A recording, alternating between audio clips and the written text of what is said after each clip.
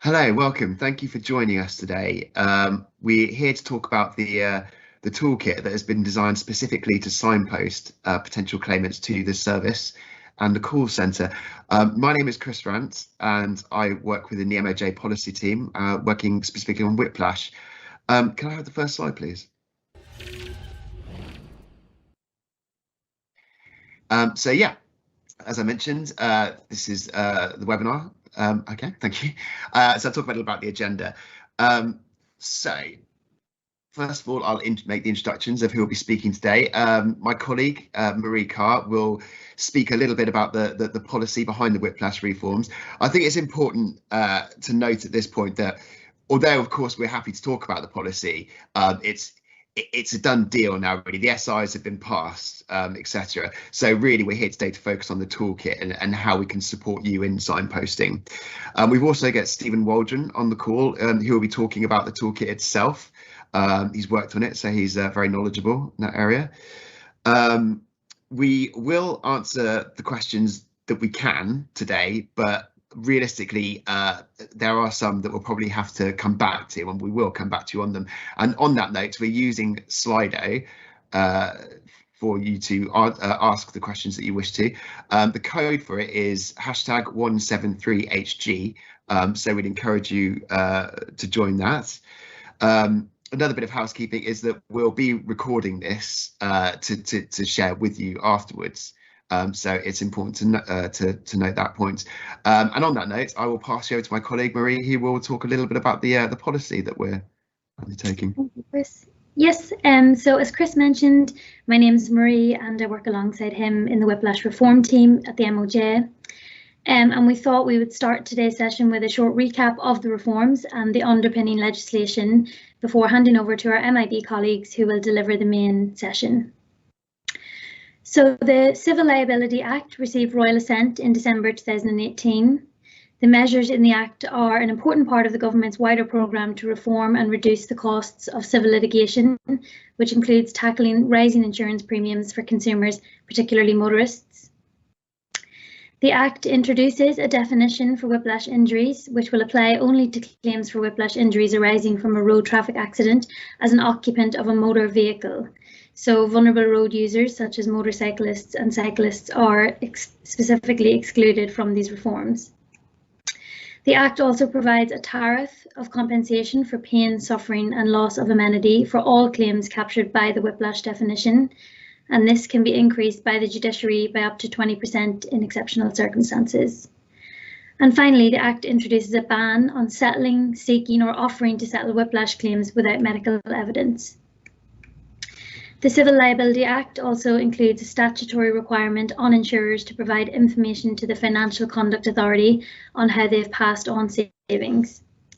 The supporting statutory instruments were debated and passed by Parliament at the end of April, and these are the Whiplash Injury Regulations 2021 and the Civil Liability Act 2018 Financial Conduct Authority Whiplash Regulations 2021. The latter granting the FCA the relevant powers to enforce the ban on settlement of whiplash claims without appropriate medical evidence. We've also recently published a number of guides designed to support claimants as they go through the official injury claim service. These guides are of course not designed to be read in their entirety, but if and when needed by the claimant, and are available on the official injury claim website. And the reforms are due to take effect from the 31st of May 2021, so in less than 2 weeks' time. Next slide, please. So as you may know, cases heard in the civil courts are currently allocated to one of 3 court tracks. These are the small claims track, the fast track or the multi-track. The whiplash measures in Part 1 of the Civil Liability Act are supplemented by raising the small claims track limit to 5,000 for road traffic accident related personal injury claims. As a result, and because costs are generally not recoverable in the small claims track, we expect reduced demand for paid legal services and thus proportionately more claimants seeking compensation for whiplash injuries without legal representation. Claimants affected by these changes will be supported through a new self-service online system called the Official Injury Claim Service, developed by Motor Insurance Bureau in partnership with us at the MOJ for whiplash claims that fall under 5,000 in value, and this online service will allow claimants to register their own claim directly with insurers without the need for legal representation. MIB, who will be presenting the main chunk of this session, will go into further detail about what the service will look like. A signposting toolkit has been developed by the Motor Insurance Bureau in partnership with us at the MOJ to help advice-giving organisations like yourselves to signpost claimants should they approach your organisation in relation to the new service. We believe that signposting will of course play an essential part in ensuring that all those who need to use the service will be aware of how to find it and will feel confident in using it. The purpose of today's session is to introduce you to the official injury claim signposting toolkit, and I'll now hand over to Stephen, our MIB colleague, who will take us through the new service and the toolkit in more detail. Okay, thanks for that introduction, Marie, and good afternoon to you all. So before introducing you to the toolkit, I thought it'd be useful to give you a little overview of the new digital service and its website front end. So this will give you a feel for what it looks like and the measures we put in place to ensure it's designed with the public in mind. Now, MIB were commissioned to build and deliver a new digital service to enable unrepresented claimants to make their own claim for personal injury under the Road Traffic Accident Small Claims Pre-Action Protocol. On the right-hand side, you can see a snapshot of its website landing page. This is the front window, if you like, for the new service. It introduces it and will give access to the self-serve portal via a sign-in facility, which you can see in the top right-hand corner there. Since this is the first time unrepresented claimants will see any information on this new service, we'll be emphasising the Ministry of Justice, the MOJ logo, which you can see in the middle there on the far left-hand side. Prior research having established that trust with these sort of claims, these personal injury claims, is a big issue. The MIB name, Motor Insurers Bureau name, itself will not be visible, as people don't need really to know who we are. They just want to establish that trust and understand pertinent levels of information to give them confidence in this new service. At the moment, if you do decide to visit officialinjuryclaim.org.uk, the name of the website, officialinjuryclaim.org.uk, that you can signpost your customers to, at the moment you'll find that the content is aimed at compensators and legal firms, not unrepresented claimants. Of course, they, compensators and legal firms, can use it to make a claim, but we'll be actually launching this for unrepresented claimants more towards go live. To be clear, at go live, the site will be ready for unrepresented claimants, and also it will have been through thorough vulnerability testing pre-launch.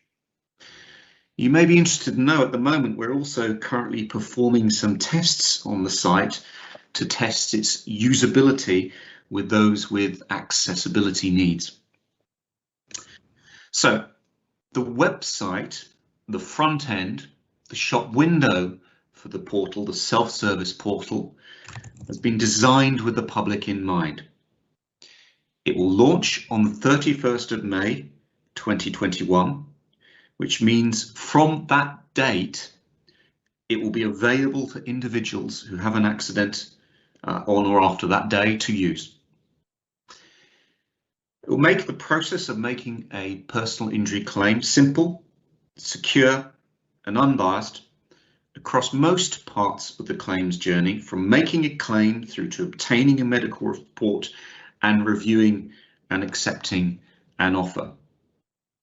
Up front, the website will explain the requirements to make a claim, and will also have a simple eligibility check that unrepresented claimants can go through, which you can see in the bottom right hand side there of the screenshot. That will make it easy for them to see whether they will pass or not to go forward to make a claim. Now that's only in 6 simple questions, so it's easy and straightforward for unrepresented claims to see if they're accessible, and then go to a secure portal to make a claim, obtain a medical report, review and accept an offer, or make a counteroffer. Anyone unable to use or access the digital service will be able to contact our customer contact center, which will be known as the Portal Support Center. So remember that term, Portal Support Center. They will be able to provide additional help. There will also be some people we recognise who will be unable to use the digital service. This is where the contact centre, the Portal Support Centre, will again come in useful. They'll be able to provide, for instance, a paper claim alternative to making a personal injury claim under the pre-action protocol for those more vulnerable customers.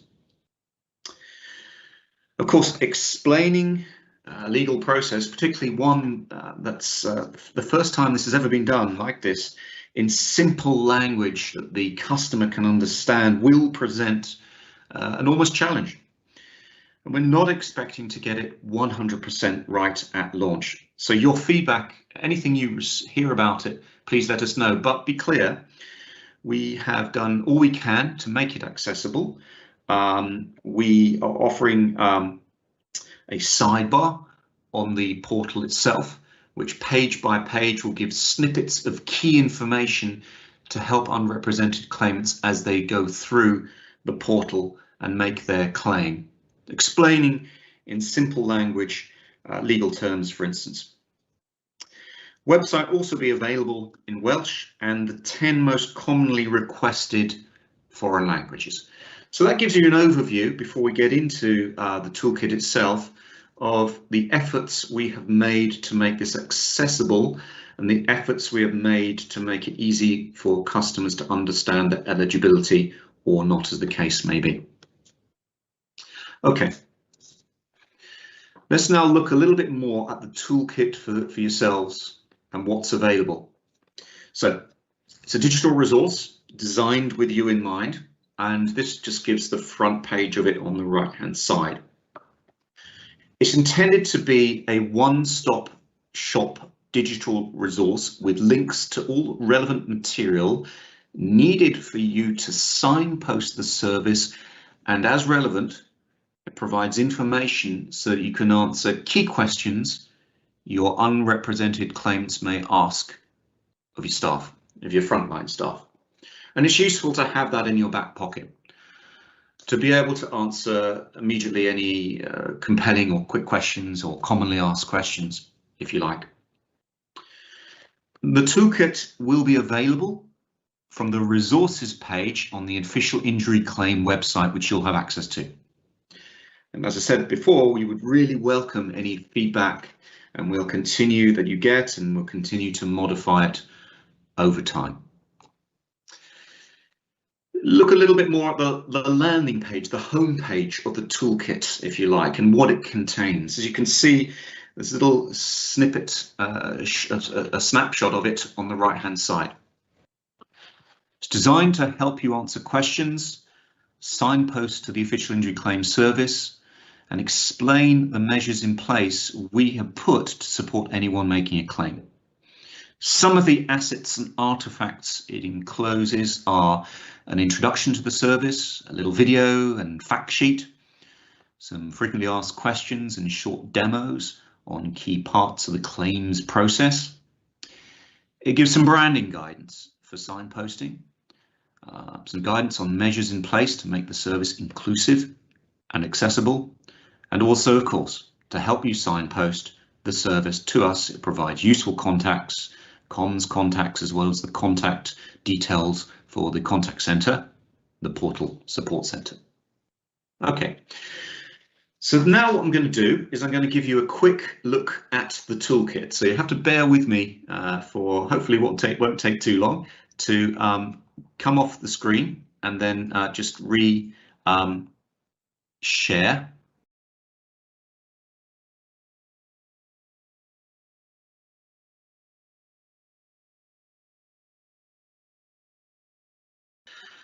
Hopefully you can see that toolkit. Simon or some of the other team, if you can't, just let me know. We're good? Yeah, thank you, Ron. Okay.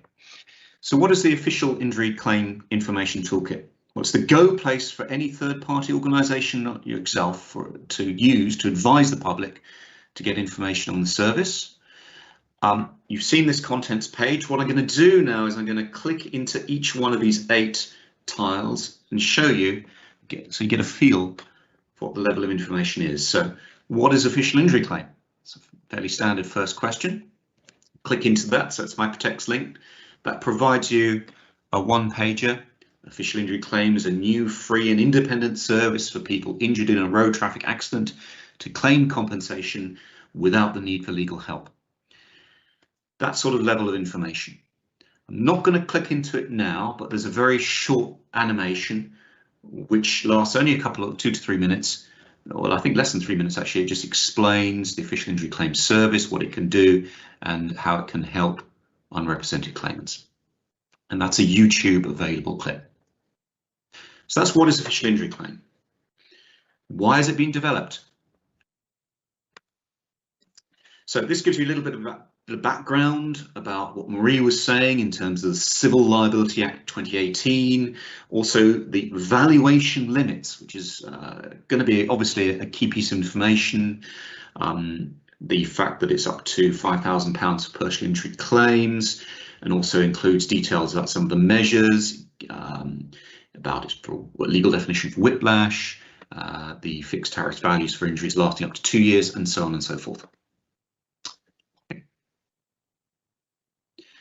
Who can claim?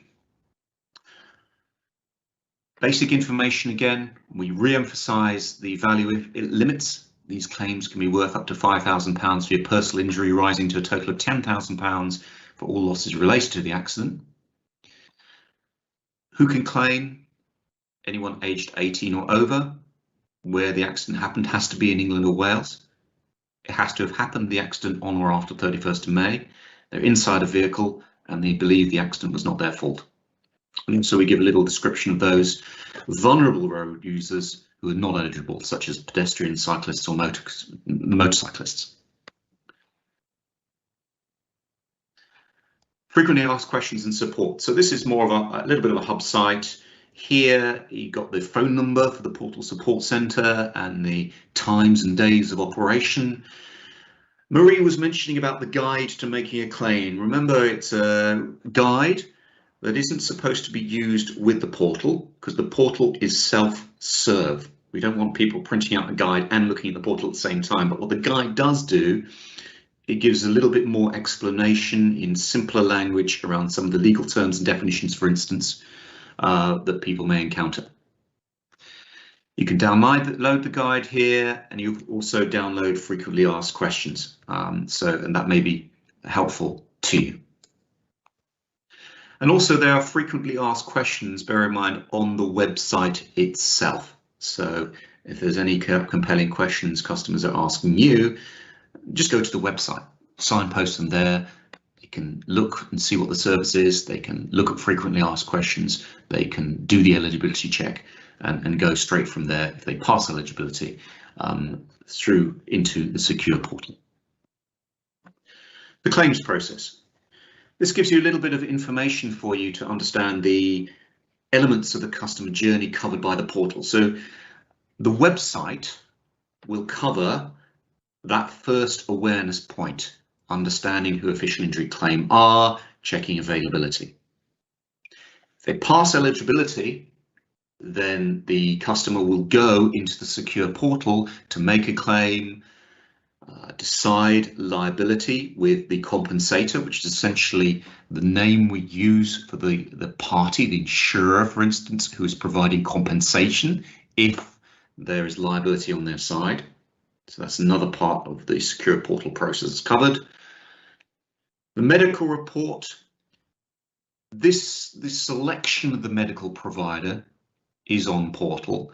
The actual appointment is not on the portal. If you remember what I said earlier, that there were some elements that we don't cover on the portal, this is one of them. So all the appointment making is made between the claimant and the medical report provider off portal. But of course, the final report is loaded onto the portal, so the unrepresented claimant can see it. We then get into step four, of course, the offer and the settlement of the claim, although the payment is made outside of the service. It's important to be aware. Also, you'll notice in some circumstances where there's go to court, that of course is off portal, although we do provide the ability to select documents for court within the portal process. Okay, so that's the claim process and the elements we cover and the elements we don't cover. There's also language and accessibility. I mentioned earlier we have a service available for Welsh and translation for the 10 most frequently requested languages. And these are defined as Arabic, Bengali, Bulgarian, Farsi, Polish, Punjabi, Romanian, Somali, Turkish and Urdu. Again, that service can be provided through the Portal Support Centre, Customer Support Centre.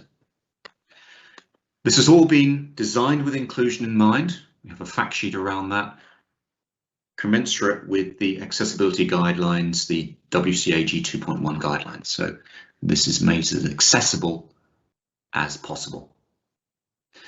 Then we have a sub-site, the training materials and demonstrations, all that we've been through before, the animation, the downloads to the guides, the FAQs, a glossary of legal terms, and so forth. The fact sheet on inclusion in mind is there, an overview of the online claims process, and we have some little spotlight demos. So little snippets of training videos on specific parts of the journey. So if there are questions that need to be answered around registration or specific questions about liability, interim payments or medical reports or the disputing an offer, we have a little video here that would help. Finally, we have the contacts that are so critical for you and your signposting needs. So should you wish to promote official injury claim through social media channels, mailing lists or other audiences, logos and brand guidelines are available from our communications team, press at officialinjuryclaim.org.uk. Also the contact details there, the website address is there, which I mentioned earlier for signposting, the Portal Support Centre, Customer Support Centre number is there, the website and its number itself. So you have full access to the contact details you need for effective signposting of your customers. Okay, so that gives you the overview you need around the toolkit that you'll receive, so you can effectively do signposting and feel confident in the level of information that we can provide and have provided to you. With that then, I'll just come off screen, so if you can bear with me a second.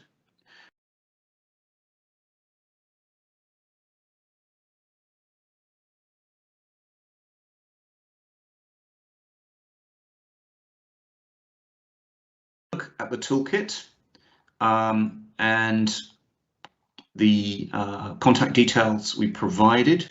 Again, what's that for? Contact support for accessing extra support for the claimant, answering claimant's question, answering any of your questions as well. Bear that in mind. And I'll now hand over to the